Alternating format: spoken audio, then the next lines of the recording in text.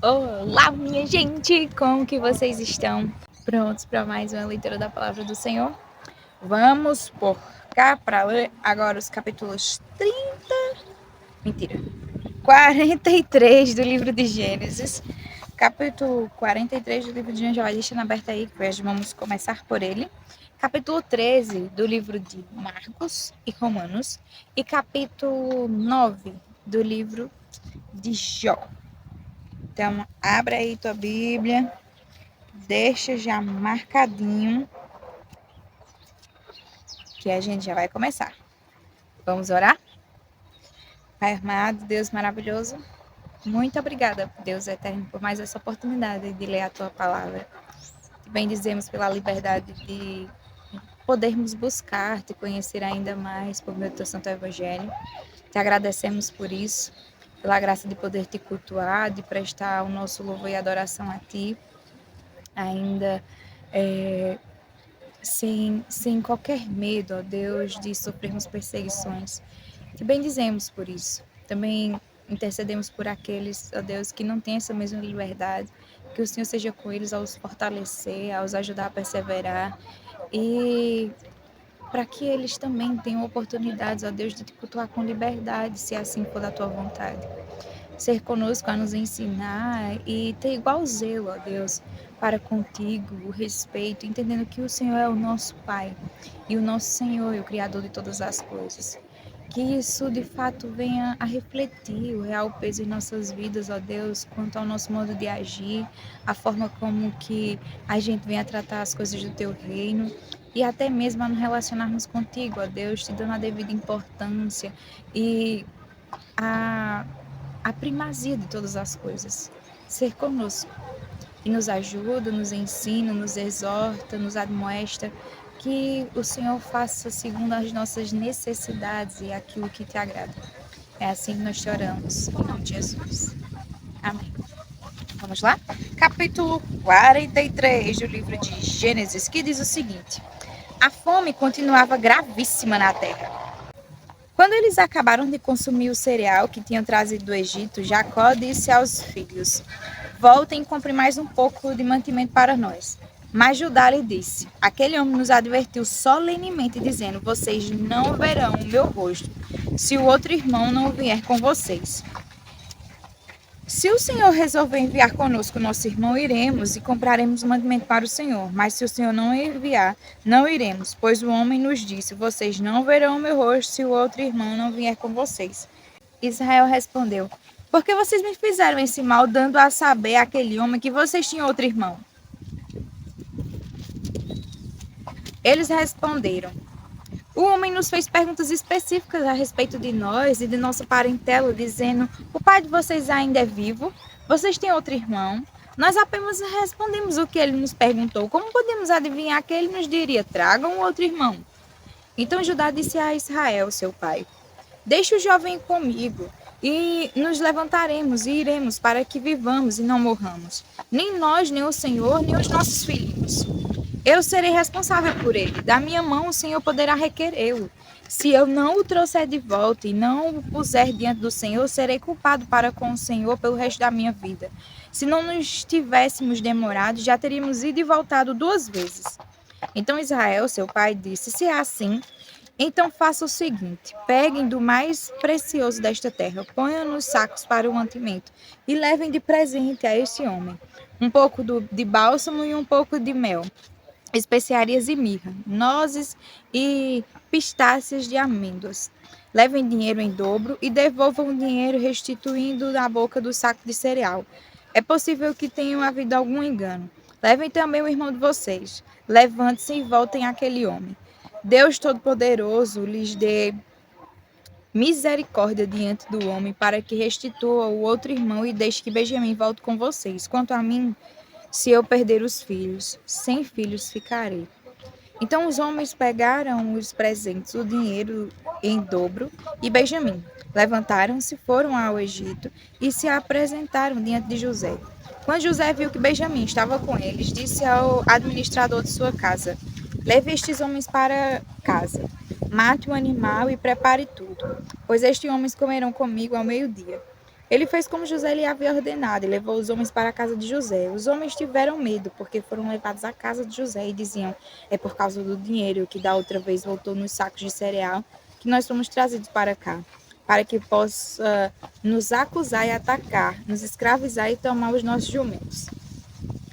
E se aproximaram do administrador da casa de José, lhe falaram à porta e disseram: meu senhor, já estivemos aqui uma vez para comprar mantimento. Mas quando chegamos à estalagem, ao abrir o saco de cereal, eis que o dinheiro de cada um estava na boca do saco de cereal. Nosso dinheiro intacto. Por isso trouxemos este dinheiro de volta. Trouxemos também outro dinheiro conosco para comprar mantimento. Não sabemos quem pôs o dinheiro nos sacos de cereal. O administrador disse: que a paz esteja com vocês, não tenham medo. O seu Deus e o Deus do pai de vocês colocou este tesouro nos sacos de cereal. Eu recebi o dinheiro que vocês trouxeram. Então ele trouxe Simeão para fora. Depois o administrador levou aqueles homens à casa de José e lhes deu água. Eles lavaram os pés, também deu ração aos seus jumentos. Então prepararam o presente para quando José viesse ao meio-dia, pois ouviram que ali haviam de comer. Quando José chegou à sua casa, trouxeram-lhe para dentro o presente que tinham em mãos e se inclinaram até o chão diante dele. Ele lhes perguntou como tinham passado e disse: o pai de vocês, aquele velho de quem me falaram, vai bem? Ainda vive? Responderam: o seu servo, nosso pai, vai bem e ainda vive. E abaixaram a cabeça e se inclinaram. Quando José levantou os olhos, viu Benjamim, seu irmão, filho de sua mãe, e disse: é este o irmão mais novo de vocês de quem me falaram? E acrescentou: Deus lhe conceda a sua graça, meu filho. José, profundamente emocionado por causa do seu irmão, apressou-se e procurou um lugar onde chorar. Entrou no quarto e ali chorou. Depois lavou o rosto e saiu, conteve-se e disse: sirvam a refeição. Serviram a comida dele numa mesa à parte e a comida deles também numa mesa à parte. Também os egípcios que comiam com ele foram servidos numa mesa à parte, porque os egípcios não podiam comer com os hebreus, pois isso é abominação para os egípcios. E sentaram-se diante dele por ordem de idade, desde o mais velho ao mais novo. Eles olhavam uns para os outros cheios de espanto. Então José lhes apresentou as porções que estavam diante dele. E a porção de Benjamim era 5 vezes maior do que a dos outros, e beberam com ele até ficarem alegres. Capítulo 13 do livro de Marcos. Quando Jesus estava saindo do templo, um dos seus discípulos lhes disse: Mestre, que pedras, que construções. Mas Jesus respondeu: Você está vendo estas grandes construções? Não ficará aqui pedra sobre pedra que não seja derrubada. Jesus estava sentado no Monte das Oliveiras, diante do templo, quando Pedro, Tiago, João e André lhe perguntaram em particular: Diga-nos quando essas coisas vão acontecer e que sinal haverá quando todas elas estiverem para se cumprir. Então Jesus começou a dizer-lhes: Tenham cuidado para que ninguém os engane. Muitos virão em meu nome dizendo: Sou eu, e enganarão a muitos. Quando vocês ouvirem falar de guerras e rumores de guerras, não se assustem. É necessário que isso aconteça, mas ainda não é o fim. Porque nação se levantará contra nação e reino contra reino. Haverá terremotos em vários lugares. E também fomes. Essas coisas são os princípios das dores. Estejam de sobreaviso sobre as pessoas.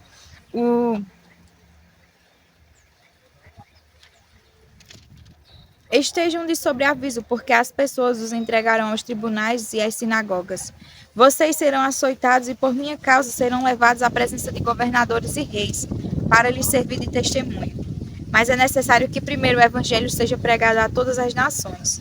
Quando, pois, levarem vocês para os entregar, não se preocupem com o que irão dizer, mas digam o que lhe for concedido naquela hora. Porque não são vocês que estão falando, mas o Espírito Santo. Um irmão entregará à morte outro irmão, e o pai entregará ao filho. Haverá filhos que se levantarão contra os seus pais e os matarão. Todos odiarão vocês por causa do meu nome.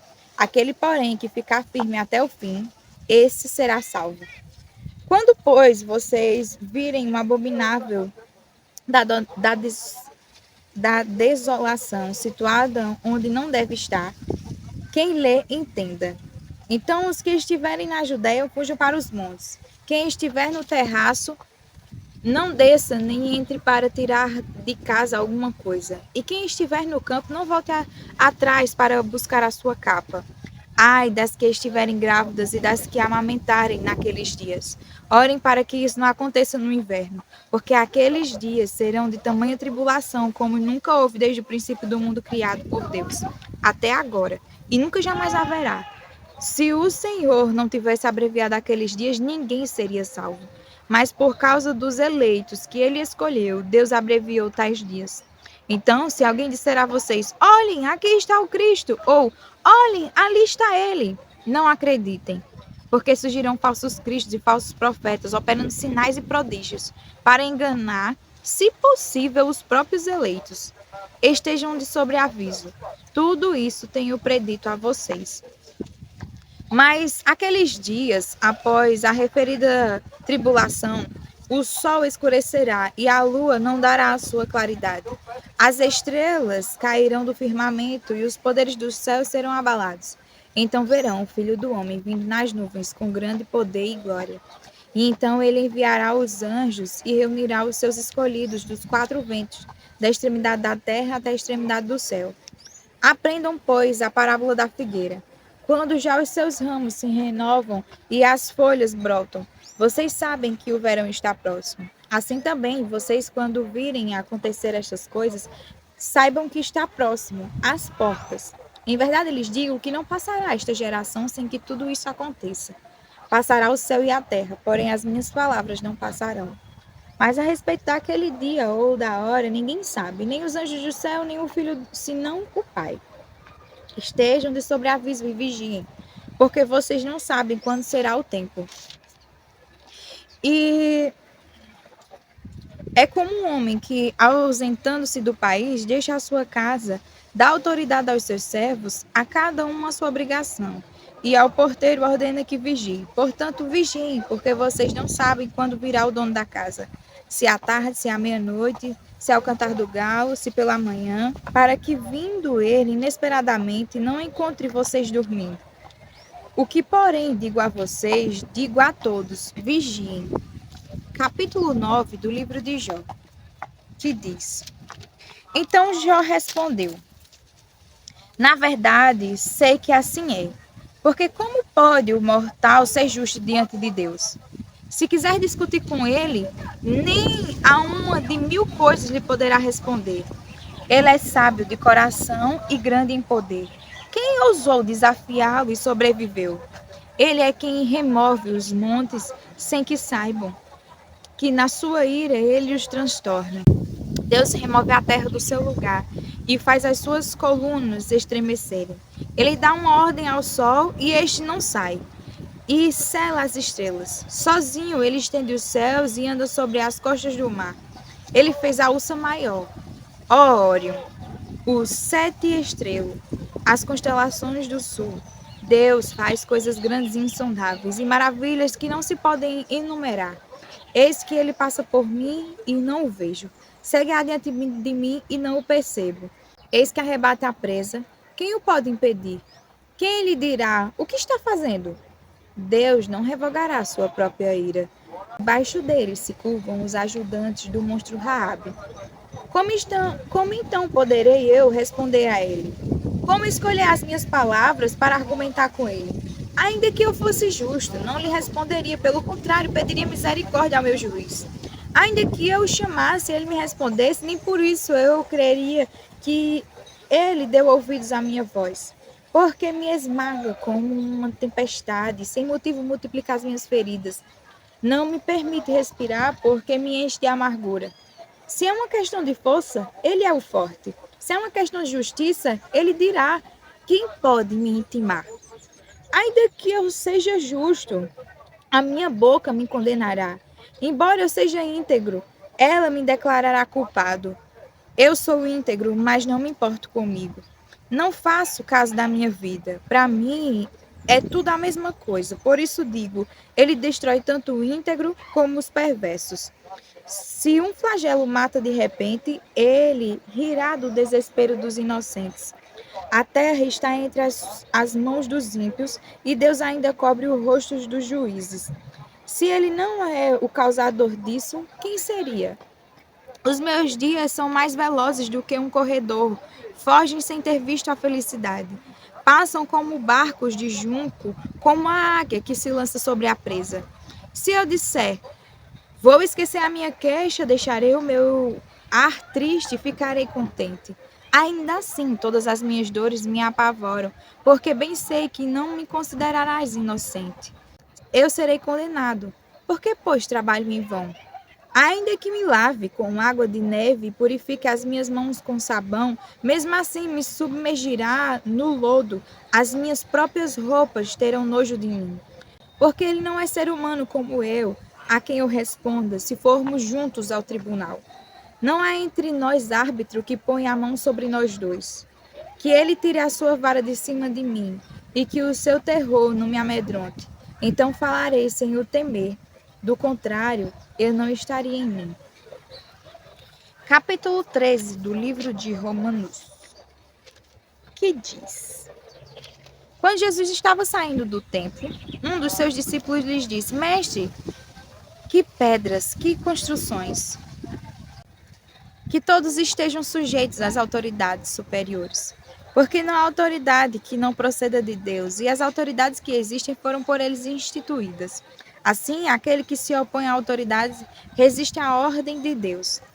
E os que resistem trarão sobre si mesmo condenação. Porque os magistrados não são para temor quando se faz o bem, e sim quando se faz o mal. Você quer viver sem medo da autoridade? Faça o bem e você terá louvor dela. Pois a autoridade é ministro de Deus para o seu bem. Mas se você fizer o mal, então tenha medo, porque não é sem motivo que a autoridade traz a espada, pois é ministro de Deus, vingador, para castigar quem pratica o mal. Portanto, é necessário que vocês se sujeitem à autoridade, não somente por causa do temor da punição, mas também por dever de consciência. É por isso também que vocês pagam impostos, porque as autoridades são ministros de Deus, atendendo constantemente a este serviço. Paguem a todos o que lhes é devido. A quem tributo, tributo. A quem imposto, imposto. A quem respeito, respeito. A quem honra, honra. Não fique devendo nada a ninguém, exceto o amor de uns para com os outros. Pois quem ama o próximo cumpre a lei. Pois estes mandamentos, pois estes mandamentos não cometa adultério, não mate, não furte, não cobice, e qualquer outro mandamento que houver, todos se resumem nesta palavra: ame o seu próximo como você ama a si mesmo. O amor não pratica o mal contra o próximo, portanto, o cumprimento da lei é o amor.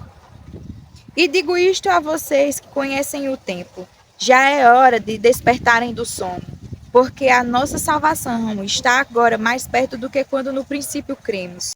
Vai alta a noite e o dia vem chegando.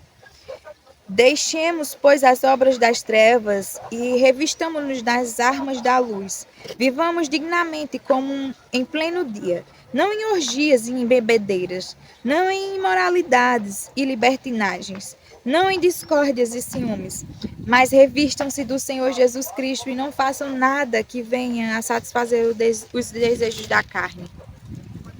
Amém. Até amanhã para mais uma leitura da palavra do Senhor. Fique com Deus.